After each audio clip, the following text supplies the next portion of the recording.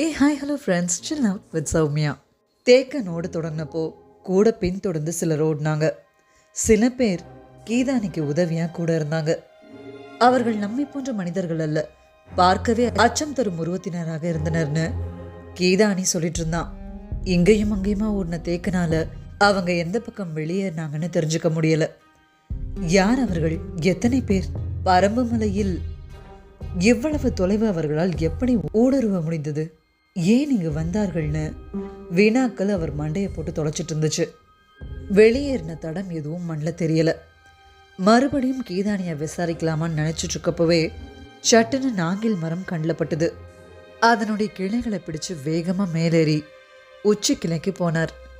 நார் சத்து அதிகம் உள்ள மரம்ன்றதால தேக்கனால கிளையுடைய நுனி வரை போக முடிஞ்சது. மர இலைகளை தாண்டி அவர் தலை வெளியே நீண்டு பார்க்க கண் எதிர மலை சரிவுடைய பள்ளம் முடிகிற இடத்துல சிற்றாறு ஓடிட்டு இருந்துச்சு. அதை கடந்து ஆதிமலையுடைய தொடக்கம். 4 மடிப்புகளை கொண்டது ஆதிமலை. மரத்தோப்புக்குள்ளேருந்து வெளியேறினவங்க சிற்றாற்றை கடந்திருக்க முடியாது. பொழுது மறைய இன்னும் கொஞ்ச நேரம் தான் இருந்துச்சு. அவங்க சிற்றாற்றை கடந்து ஆதிமலைக்குள்ள நுழையிறத இங்கிருந்து துல்லியமா பார்த்துடலாம். அவங்க மொத்தம் எத்தனை பேர்னு தெரிஞ்சுக்க தேக்கனுடைய கண்கள் அலைமோதிட்டு இருந்துச்சு. அவங்க இங்கிருந்து போனா ஆத்துடைய எந்த இடத்த கடப்பாங்கன்னு அவர் எதிர்பார்த்த ஒரு இடத்த கூர்ந்து கவனிச்சிட்டு இருக்க, ஆனா வேற திசையிலிருந்து சிலர் ஆத்த கடக்கிறது தெரிஞ்சது. வந்திருக்கிறவங்க 5 பேர். ஒருத்தரும் முதுகுக்கு பின்னாடி நீளமான நரம்பு கூடைய கட்டியிருந்தாங்க. அதை சுமந்தபடி படுவேகமா ஆத்த கடந்து ஆதிமலையோட முதல் மலைக்குள்ள நுழைஞ்சாங்க. அதை பார்த்த தேக்கனுக்கு மரத்துல இருந்து தாவி குதிச்சு அவங்கள கொண்டு வீசணும்னு மனம் துடிச்சாலும் பதட்டப்படாம வேற யாரும் பின் தொடர்றாங்களான்னு கவனமா பார்த்தாரு. ஆனா வேற யாரும் வரல. வெறும் 5 பேர் இத்தனை மலைகளை கடந்து இந்த இடம் வந்து உயிரோட திரும்பி போறத மனம் ஏத்துக்க மறுத்துச்சு. ஆனாலும் நம்புறதை தவிர வேற வழி இல்லைன்னு மரத்துல இருந்து கீழே இறங்கினாரு. அதுக்குள்ள எல்லா மாணவர்களும் அங்க வந்து சேர்ந்தாங்க. ஆசான் சொல்ல போற வார்த்தையை எதிர்பார்த்துட்டு இருக்க இறங்கின வேகத்துல தேக்கன் சொன்னார். அவர்கள் ஆதிமலையின் வலப்புறம் நோக்கி ஓடுகிறார்கள். பரம்பு மலையின் தன்மை அவர்களுக்கு தெரியவில்லை. வலப்புறம் நோக்கி ஓடும் அவர்கள் மச்சக்கடவின் வழியாகத்தான் முதற்குன்றை தாண்ட வேண்டும். இங்கிருந்து குறுக்கு வழியில் போனால் அவர்களுக்கு வெகு முன்னரே நாம் போய்விடலாம். கடவை தாண்டும் பொழுது ஒருவனின் உடலிலும் உயிர் மிஞ்சக்கூடாதுன்னு சொன்னபடியே வெறியோட கிளம்பினாரு. மாணவர்களும் அவரோட ஓடத் தொடங்கினாங்க. ஓடிட்டே தேக்கன் மச்சக்கடவுக்கு செல்லும் வழி யாருக்கு தெரியும்னு கேட்க, எனக்கு தெரியும்னு முடிநாகன் சொன்னான். கீதானியும் அளவனும் என்னை பின்தொடர முயலுங்கள். மற்றவர்கள் முடிநாகனோடு இணைந்து வாருங்கள். நீங்கள் வரும்போது அவர்களை மண்ணோடு மண்ணாக சாய்த்து வைத்திருப்போம்னு சொல்லிட்டு குதிரையுடைய வேகத்துல ஓட ஆரம்பிச்சிருந்தாங்க. காட்டுல ஓடுறதே சிறந்த கலை. கொடிகளை தாண்டவும் முன்கால மட்டும் ஊனவும் படர்தாவரங்கள் மேல குத்துக்கால பயன்படுத்தவும் பாதமறியா வேகம் கொண்டு ஓடவும் பயிற்சி வேணும். செத்தைகளும் சருகுகளும் கால்களை எளிதா ஏமாத்தக்கூடியது. பாறைகளும் பாசிகளும் பாதத்துடைய எதிரினே சொல்லலாம். கோரைகளுடைய வகைகளையும் பொற்களுடைய குணங்களையும் பகுத்தறிய முடியாதவன் 10வது அடியில மண்டியிட்டு விழுவான். தண்டுலையும் இலையிலையும் கனவுலையும் நஞ்ச வைக்காம உடலெங்கும் இருக்கிற சுனைகள்ல நஞ்ச வச்சிருக்கிற செடி கொடிகளை அதனுடைய வாசனை வழியாவே கண்டறிஞ்சு விலக தெரிஞ்சவன் மட்டுமே காட்டுல ஓடி இலக்க அடைய முடியும். மூக்குடைய மோப்ப ஆற்றலையும் கண் பார்வையோட கூர்மையான கவனிப்புலையும் கால்களை இறகு போல வீசி எறிகிற பயிற்சியிலையும் தேர்ந்த ஒருத்தனாலதான் காட்டை ஓடி கடக்கவே முடியும். வேட்டை விலங்குகளுடைய 4 கால் பாய்ச்சல்ல இருந்து தப்பிச்சுதான் மனிதன் பரம்பு நாட்டுல வாழ்ந்துட்டு இருக்கான். தேக்கனுடைய கால்கள் அதையும் மிஞ்சி ஓடிட்டு இருந்துச்சு. ஓடிட்டே இருக்கிறப்போ கீதானி கிட்ட கேட்டாரு, அந்த கூடையில் என்ன கொண்டு போகிறார்கள்னு. அவர்கள் தேவவாக்கு விலங்கை பிடித்து கொண்டு போகிறார்கள்னு பதில் வர, தேக்கனுக்கு அந்த பதில் பெரிய மரமே அவர் மேல சாஞ்சத போல இருந்தது. ஓடுறதா நிக்கிறதான்னு மனம் தள்ளாட அதிர்ச்சியில இருந்தார் தேக்கன். நம்ப முடியாத சொல். என்ன நடக்கிறது இங்கு? எப்படி நடந்தது? பரம்பு மலையை வேற்று மனிதர்கள் கடந்து வந்து தேவவாக்கு விலங்குகளை எப்படி பிடித்து கொண்டு போக முடியும்னு எதுக்குமே விடை தெரியாம முன்ன விட இன்னும் வெறி கொண்டு வேகமா ஓடினார் தேக்கன்.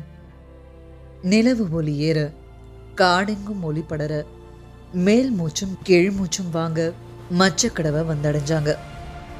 வந்த வேகத்துல தேக்கன் கொஞ்சமும் இலைப்பாராம அங்கிருந்த பாறைகள் மேல ஏறி அவங்க தலைகள் தெரியுதான்னு பார்த்துட்டே இருக்க ரொம்ப தொலைவில் வர்றது அவங்க தானே உறுதிப்படுத்திக்கிட்டாரு. இக்கடவினை நோக்கித்தான் வருகிறார்கள். கடவின் வழியாக முதலில் வருபவனை நான் அடித்து தூக்கிய கணத்தில் பின்னால் வருகிறவர்கள் சுதாரித்து விடுவார்கள்.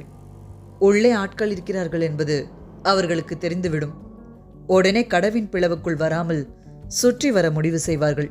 அப்பொழுது நீங்கள் விளிம்பு பகுதியில் ஈட்டிகள் மட்டும் வெளியே தெரிவது போல் நீட்டி பிடியுங்கள். எல்லா புறமும் ஆட்கள் இருக்கிறார்கள் என்று அறிந்து கொண்ட பின் அவர்கள் பதற்றத்தில் திசை தடுமாறுவார்கள். வேறு வழி இல்லாமல் துணிந்து கடவினை கடக்க முயல்வார்கள் அல்லது திசை குழப்பத்தில் பின்வாங்க நினைப்பார்கள். ஒருபோதும் விளிம்பில் தெரியும் ஈட்டி முனைகளை நோக்கி வரமாட்டார்கள். அவர்கள் கடவினை தாண்ட நினைத்தாலோ பின்வாங்கி நின்றாலோ நான் பார்த்துக் கொள்வேன். அக்கணம் அவர்களுக்குள் முளைக்கும் அச்சமே அவர்களை அழித்துவிடும். அவர்கள் சுதாரிப்பதற்கு முன்பே அழிவின் கொடூரத்தை அவர்களின் கண்களுக்கு காட்டுவேன்னு தேக்கன் ஆவேசமா சொல்லிட்டு இருக்க, அதே ஆவேசம் கீதானிக்குள்ளேயும் அலவனுக்குள்ளேயும் இறங்குச்சு. ஈட்டிய உறுதியோட பிடிச்சிட்டு இருந்தாங்க. கீதானி வலப்புறமும் அலவன் இடப்புறமுமா விளிம்ப நோக்கி போனாங்க. கடவுடைய ஒரு பகுதியில மெல்ல தலை தூக்கி எட்டி பார்த்தார் தேக்கன். அவங்க வர நேரத்தை மனம் கணிச்சபடி காத்துட்டு இருக்க காலடி தடங்கள் கேக்குதான்னு கூர்மையா கவனிச்சுட்டு இருந்தாரு. முன்புற பாறைகள்ல இருந்த பறவை குரல் எழுப்ப அவங்க நெருங்கிட்டாங்கன்னு தெரிஞ்சது. கூடைக்குள்ள இருந்த தேவவாக்கு விலங்குடைய சத்தமும் கேட்க தொடங்குச்சு. தேக்கன் கடவுக்குள்ள நுழையிறவன தோதான திசையிலிருந்து தாக்க கால்கள் ரெண்டையும் பாறையுடைய செதில்களுக்கு ஏத்த மாதிரி இறுக்கி பிடிச்சிட்டு இருந்தாரு. கீதானியும் அலவனும் தேக்கனையும் உத்து பார்த்துட்டு இருந்தாங்க. தேக்கனுடைய கைகள் ரெண்டும் பன்றி கொம்ப உள்ளங்கைக்குள்ள கொண்டு வர முதல் ஆள் கடவை நோக்கி ஓடி வர ஓசை கேட்டது. தேக்கன் பாறையோட பாறையா சாஞ்சு அடிச்சு தூக்க ஆயத்தமா இருந்தாரு. காலடி யோசையை கேட்ட கணத்தை மனம் கணிக்கிறதுக்கு முன்ன கடவுடைய பிளவ ஒரு உருவம் பாஞ்சு கடந்துச்சு.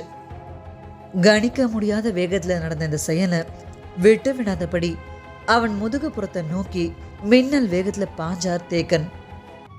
கடவுடைய பிளவுக்குள்ள கால் நுழைச்ச கணத்திலேயே ஆள் இருக்கிறத வந்தவன் கவனிச்சிட்டான். தன்னை ஒருத்தன் தாக்க போறான்றத தெரிஞ்சதும் முழு வேகத்தோட வலக்கைய திருப்பி சுழற்றினான். முதுகு தண்டை நொறுக்கிற வேகத்தோட பாஞ்ச தேக்கனை சுழன்ற அவன் வலக்கை அடிச்சு தூக்குச்சு. அந்த இருட்டுக்குள்ள பாறையோட பாறையா சரிஞ்சாரு தேக்கன்.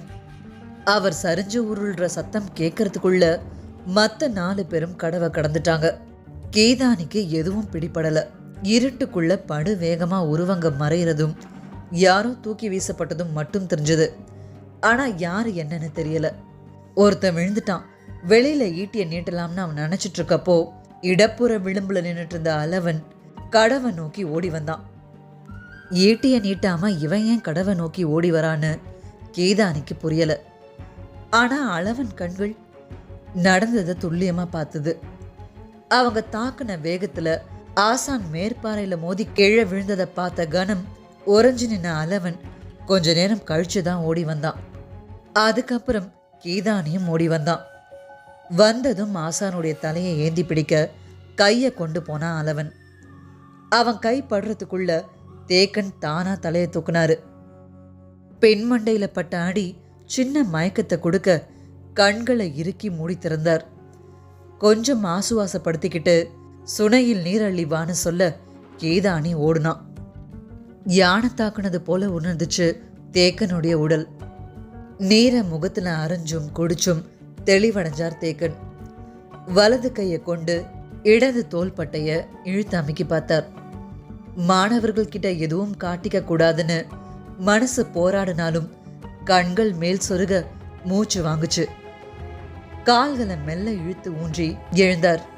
எலும்புங்க எதுவும் முடிஞ்சிடல. தோள்பட்டையில தான் நல்லா அடிபட்டிருக்கு. அது பாறையில போய் தாக்குனதால ஏற்பட்ட அடி இல்ல, அவன் கை வீசி தாக்குனதால ஏற்பட்டது. ஓடிக்கொண்டிருக்கும் ஒருவன் எதிர்பாராத கணத்தில் பின்புறம் திரும்பி இவ்வளவு ஆற்றலோடு தாக்குகிறான் என்றால் அவனது வலு எவ்வளவு, அவனது உடல் உறுதியின் தன்மை என்ன? யார் இவர்கள்னு தேக்கனுடைய மனம் பிடி கிடைக்காம போராடுச்சு. கீதானி சொன்னா, அவர்களை நான் நன்றாக பார்த்தேன். பார்க்கவே அச்சம் தரும் உடல்வாக கொண்டவர்களாக இருந்தனர்னு. உடனே மூச்சு வாங்கினபடி தேக்கன் அப்பேற்பட்டவனை வீழ்த்தி விட்டேன்னு சொல்ல, கீதானிக்கும் அளவனுக்கும் தேக்கன் சொல்ல வர்றது புரியல. அவனது ஓட்டத்தின் வேகத்தை நான் தவறாக கணித்து விட்டேன். நான் நினைத்ததை விட 2 மடங்கு வேகம் கொண்டிருந்தான். ஆனாலும் தப்பி செல்ல விடாமல் பாய்ந்தடித்தேன். துல்லியமாக அவனது பின் கழுத்து நரம்பை அடித்து விட்டேன். அது அறந்து விட்டதை எனது உள்ளங்கை நன்கு உணர்ந்தது. இனி அதிக தொலைவு அவனால் ஓட முடியாது. சிறிது தொலைவிற்குள் விழுந்து விடுவான்னு தேக்கன் சொல்ல, மாணவர்கள் வியந்து பார்த்துட்டு இருந்தாங்க. மீதமுள்ள 4 வரை வீழ்த்தியாக வேண்டும்னு சொன்னபடி பாறை மேல கவனமா ஏறி நின்று பார்த்துட்டு இருந்தாரு. அதுக்குள்ள முடிநாகனும் மற்ற மாணவர்களும் அங்க வந்து சேர்ந்தாங்க. இடது கையுடைய தோள்பட்டைய உடங்கொடி கொண்டு கட்டியிருந்தார் தேக்கன். முடிநாகனுக்கும் மற்றவங்களுக்கும் அதை பார்த்துட்டு என்ன நடந்திருக்கும்னு தெரியாம முழிச்சிட்டு இருந்தாங்க. அவங்க வரவை எதிர்பார்த்துட்டு இருந்த தேக்கன், கீதானி, அளவன், மடுவன், அவுதி, வண்டன், பிட்டன் ஆகிய 6 பேரும் என்னுடன் வாருங்கள். மீதி 4 பேரும் முடிநாகனோடு சேர்ந்து எவ்வியூருக்கு புறப்படுங்கள். நம் எதிரிகள் தென்கிழக்கு திசை நோக்கி ஓடிக்கொண்டிருக்கிறார்கள்.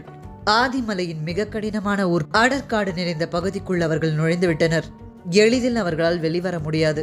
நாம் இடப்புறமாக நடந்தால் வெகு விரைவாக மேலே இருக்கும் எலிவால் முகட்டிற்கு போய்விடலாம். அவர்கள் அங்கே வரும்பொழுது அவர்களை அழித்தொழிப்போம். நீங்கள் எவ்வியூர் சென்று பாரியிடம் கூறி உடனடியாக ஆதிமலையின் எலிவால் முகட்டிற்கு அழைத்து வாருங்கள். எவ்வளவு விரைவாக முடியுமோ அவ்வளவு விரைவாக செல்லுங்கள்னு தேக்கனுடைய வேகம் அவர் உச்சரிக்கிற சொல் முழுக்க ஏறி இருந்துச்சு. எந்த வழி போவீர்கள்னு கேட்க, வந்த வழின்னு மாணவர்கள் சொல்ல, இல்லை, மிகவும் நேரமாகிவிடும். சிற்றோடையின் இடப்புறமாகவே சென்றால் சிறிது தொலைவில் அருவி வரும். அவ்விடத்தில் சிற்றோடையை கடந்து மேலே ஏறுங்கள். நேராக சென்றால் எவ்வியூர் போய்விடலாம்னு தேக்கன் சொல்லிட்டு இருந்தாரு. முடிநாகனுக்குள்ள உறுதிப்பாடு அதிகரிச்சது. தான் கிட்ட கொடுக்கப்பட்ட இந்த வேலையை சிறப்பா செய்யணும்னு தோணுச்சு. ஆபத்து வரப்போ அதை எதிர்கொள்ற இடத்துல ஒருத்தன் இருக்கிறது தான் வீரம் அவனுக்கு வழங்கும் வாய்ப்பு. அதை வெற்றியா முடிக்கணும்னே ஒவ்வொருத்தனும் ஆசைப்படுவான். வலிமையான ஆயுதங்களை முடிநாகன் குழுவுக்கு கொடுத்த தேக்கன் ஓடுங்கள்னு கத்துனாரு.